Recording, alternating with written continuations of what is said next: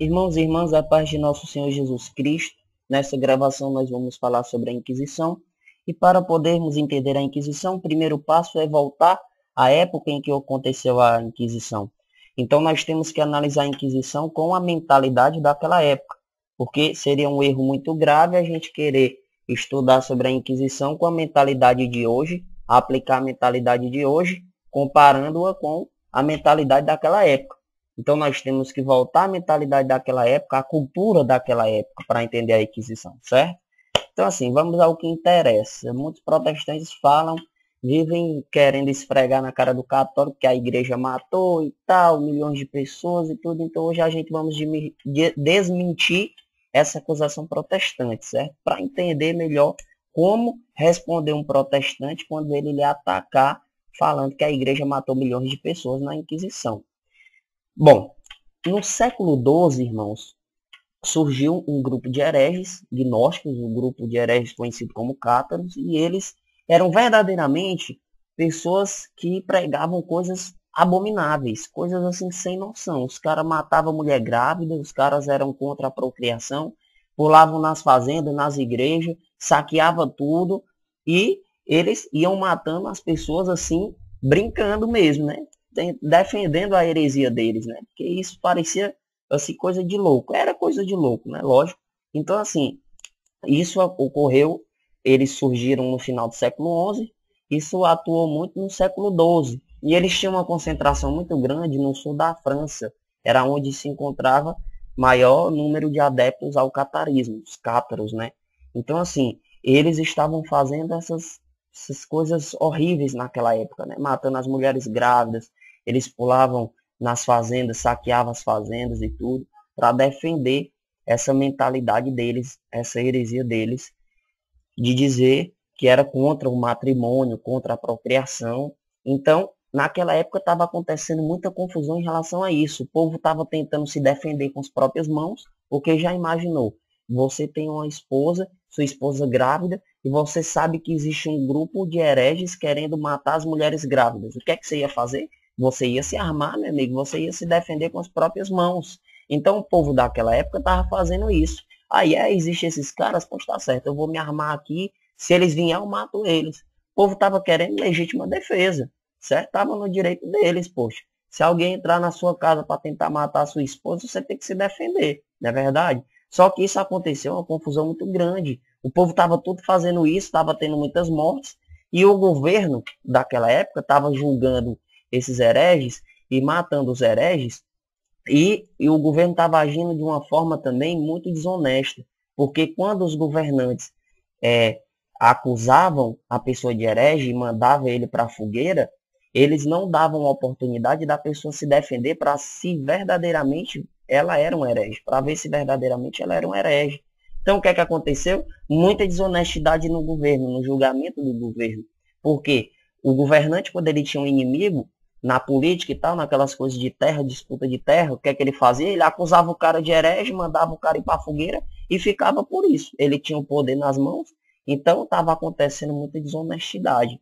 Os governantes estavam fazendo isso para tirar vantagem. Ou seja, acusavam a pessoa de herege e acabou, se ninguém podia falar nada e a pessoa não tinha direito de se defender. Diante de tamanha situação, tinha que ter, de alguma forma, alguém que colocasse freio nisso.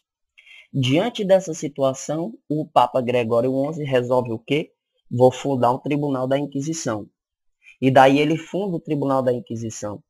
E a gente vê que essa atitude do Papa foi para frear esses erros dos julgamentos que o governo estava fazendo, certo? E esse tribunal fundado pelo Papa dava direito ao herege, o acusado de heresia, de expor a situação dele, ou seja, de se defender, de apresentar a defesa dele, porque se assim a igreja podia identificar quem era verdadeiramente o herege e quem não era. E assim freava as atitudes desonestas do governo daquela época, que estava fazendo o quê?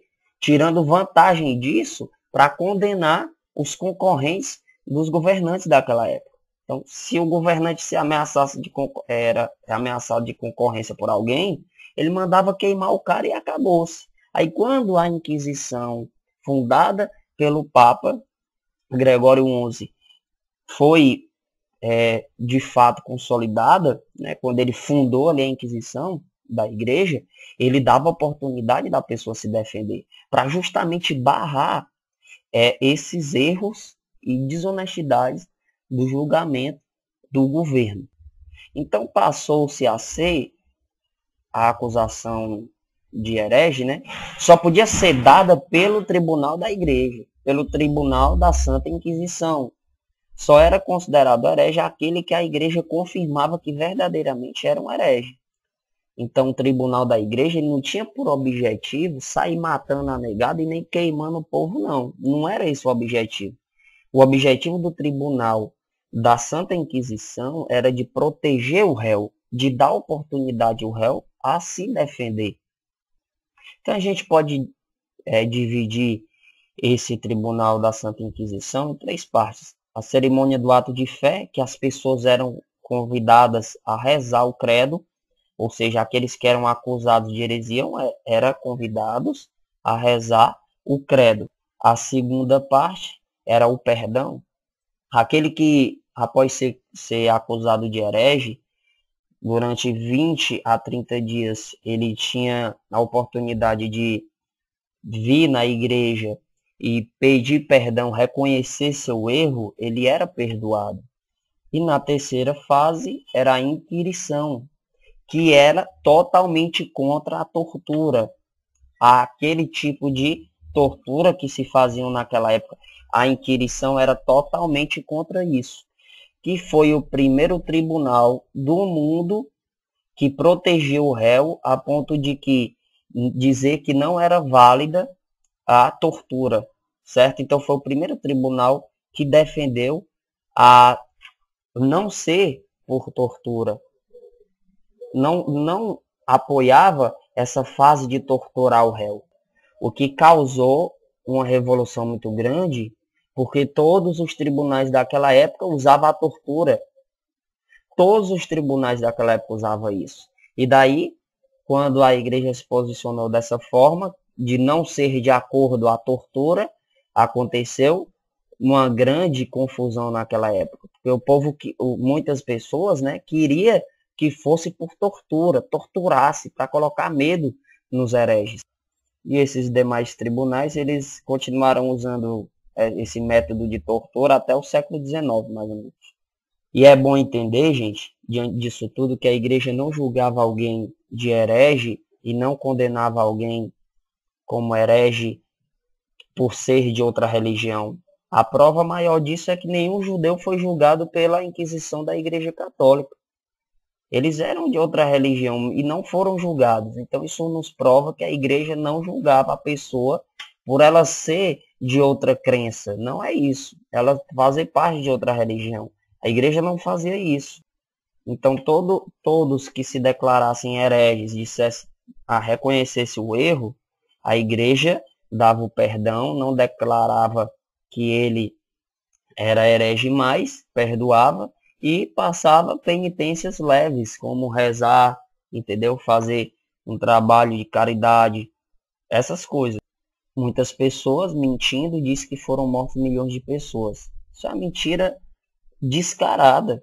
Porque naquela época, como é que ia morrer tanta gente assim, se nem na cidade onde foi aplicada a Inquisição, tinha esse tanto de gente morando lá? Acho que não tinha nem onde enterrar esse povo. Já imaginou milhões, 30 milhões, tem gente que diz 90 milhões, tem gente que inventa vários números aí, uma mentira descarada mesmo. Porque naquela época nem tinha esse tanto de pessoas na população em Toulouse, né? Então, assim, não tinha como fazer isso. Matar 30 milhões, se naquela época tinha 300 mil habitantes, como é que pode ser 30 milhões de pessoas ter sido mortas? Isso é mentira. Então aí vem a pergunta, e os casos de morte, né, de pena de morte que aconteceram? Gente, naquela época, isso era normal, a pena de morte era normal. A gente pode ver que a própria Bíblia fala da pena de morte. Êxodo capítulo 21, versículo 12 diz, o que ferir um homem querendo matá-lo, seja punido de morte. Então, é a questão da época, da cultura da época. Para a época, aquilo era normal. era o único meio de frear hereges que faziam um mal muito grande para a sociedade. Porque naquela época não tinha outros meios de fazer essas punições. Não tinha, naquela época era aplicado somente a pena de morte. Então aquele que se declarava herege e não se arrependia, dissesse que quando fosse para a rua ia matar, continuar matando as mulheres, ia continuar oferecendo perigo para a sociedade e para a sã doutrina da Igreja Católica, para os fiéis da Igreja, porque muitos foram mortos por dizer que eram católicos. Então, isso era um perigo para a sociedade. Então, essas pessoas que diziam que iam continuar matando as pessoas porque as pessoas eram católicas, ou continuar matando porque a doutrina dos cátaros pregava que tinha que matar as mulheres grávidas, esses caras eram condenados à morte, porque naquela época se agia assim.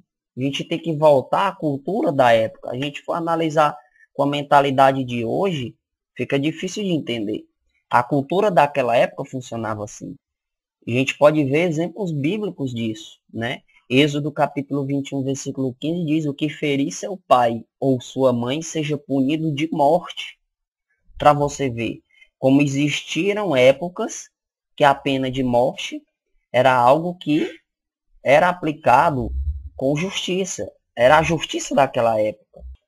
A gente pode analisar até o ensinamento de São Paulo, em Atos dos Apóstolos, capítulo 25, do versículo 10 ao 11, que lá diz da seguinte maneira: Paulo, porém, disse, né, estou diante do tribunal de César, e lá que devo ser julgado. Nenhum mal fiz aos judeus, como tu sabes muito bem. Aí ele continua: e se lhes fiz algum mal, ou coisa digna de morte, não recuso morrer. Veja só, naquela época acontecia isso. Era normal para a época, porque era a cultura da época.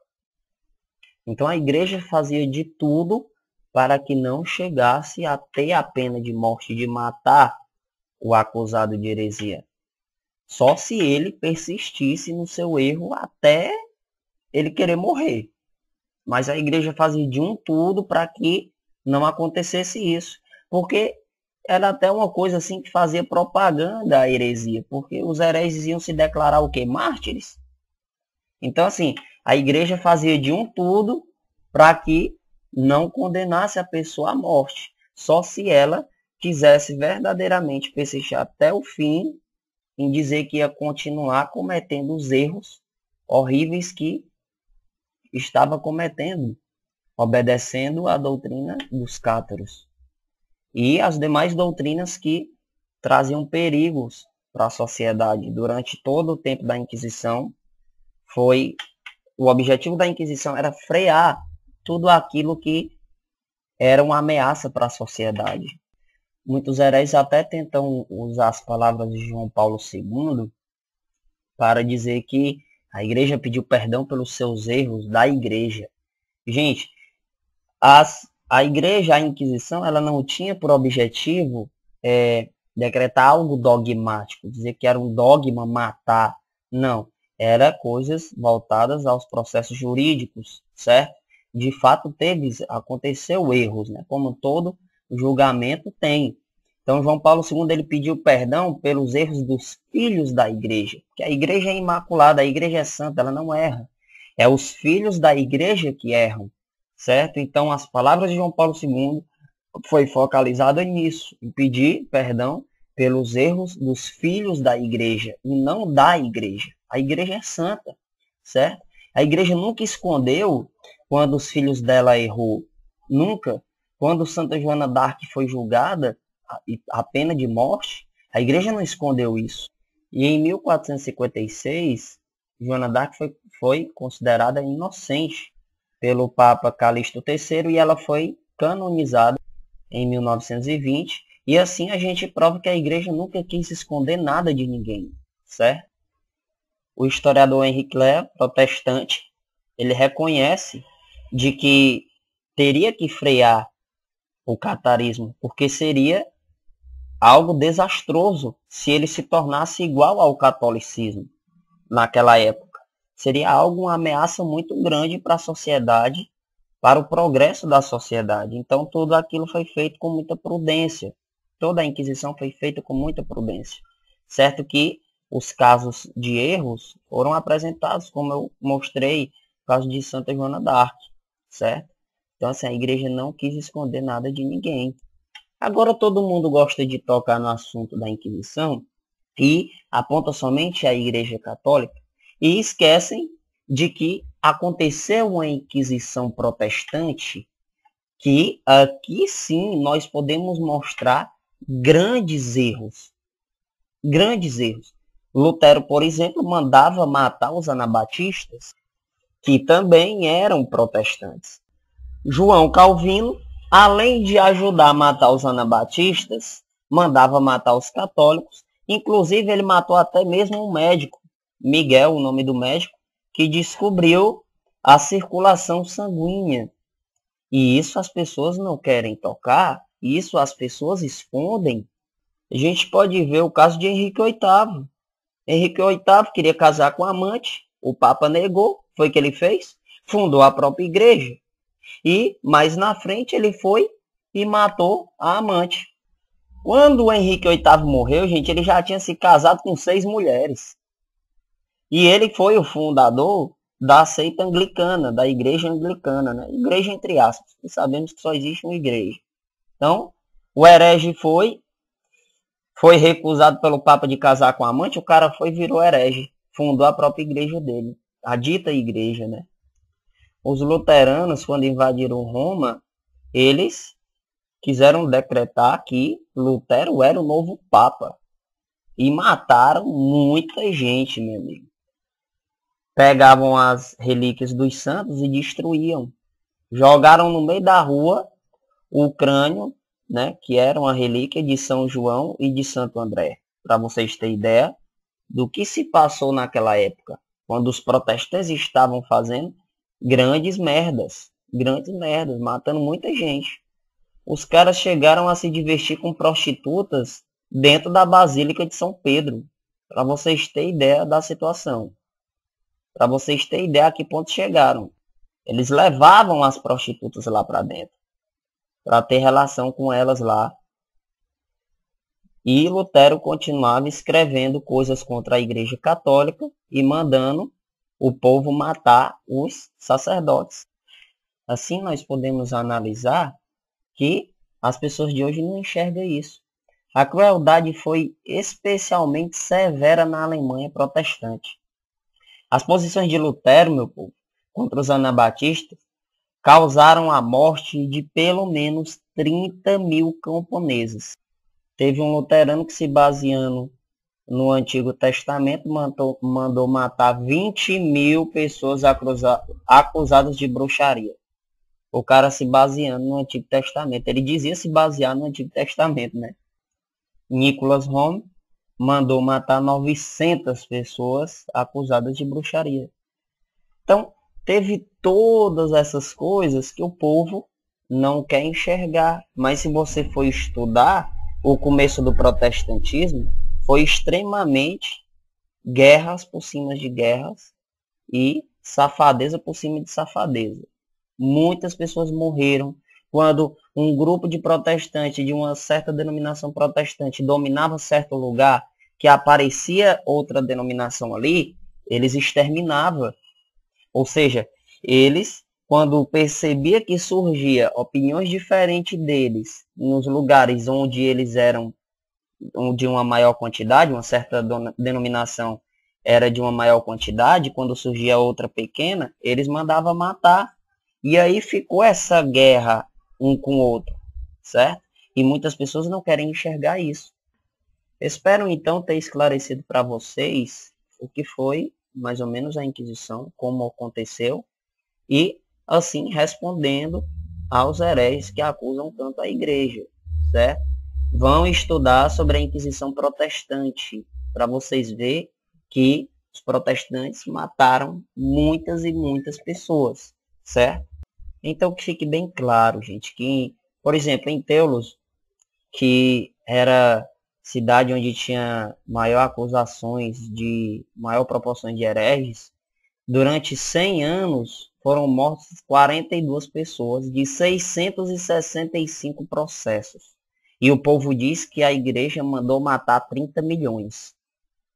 Pelo amor de Deus. Para você ver a que ponto chega a mentira dos hereges.